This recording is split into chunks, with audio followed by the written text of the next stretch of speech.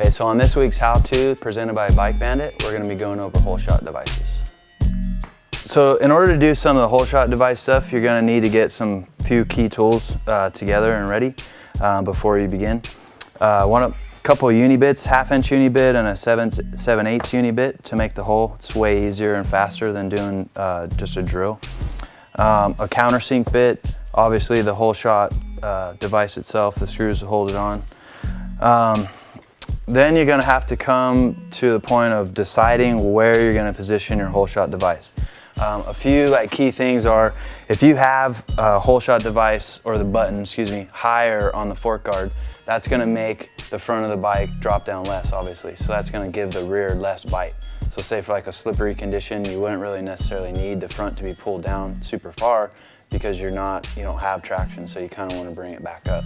Then vice versa, if you have a lot of traction, you want to bring it way down so that way the bike can really bite and dig into something.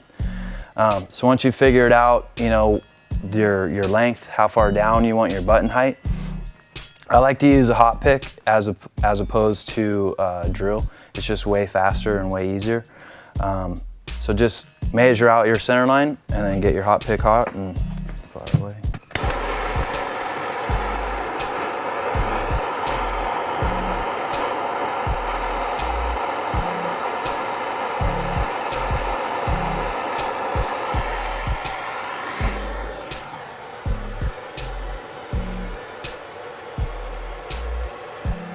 Then there's your center line.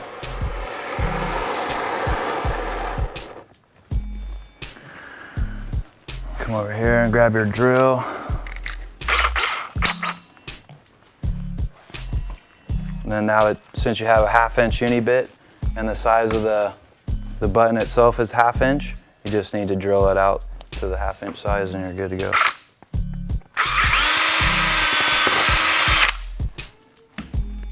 That's that. There's your center line. So now that you have your center hole drilled, you can basically just put the button inside the hole and that'll line up your other screw holes. Obviously you have 4 holes that need to hold it on, and by turning this is going to determine how straight this is it's going to determine how straight this is on the fork guard. So you just want to kind of eyeball it and just put your hot pick through the holes, through the screw holes.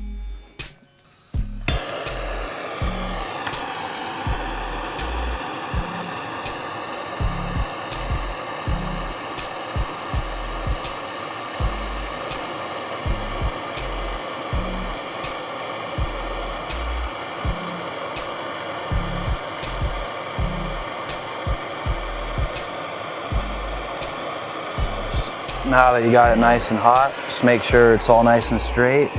Just go through the hole.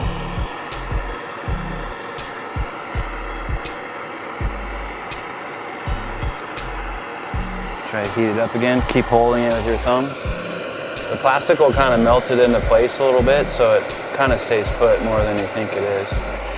And just do these other ones. Try not to burn yourself.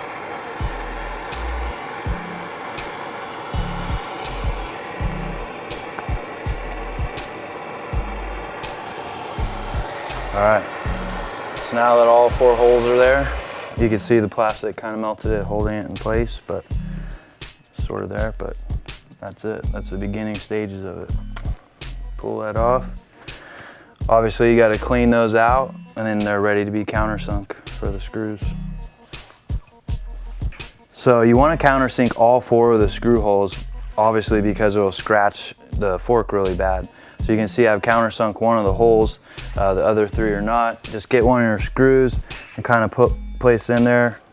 Kind of be sure that it's flush with the fork guard and not going to scratch up the fork. And just do the other 3 like you did that one.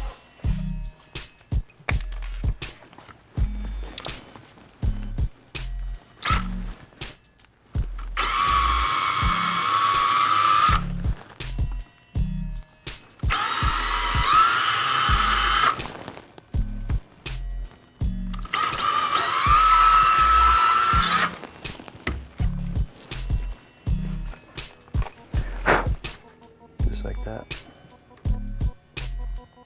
Okay, so once you have your fork guard mounted back up, now your ring, your hole shot ring, this is obviously the part that catches the button. You need to position this accordingly, so when this fork goes down, it's going to be able to catch that button. The easiest way to do it is just by using a T-handle and imagining there's a straight line going down. If this helps you at all, you can just use that. Kind of turn it straight, and it's pretty self-explanatory. So once it's lined up, just tighten the ring back up and you're good to go.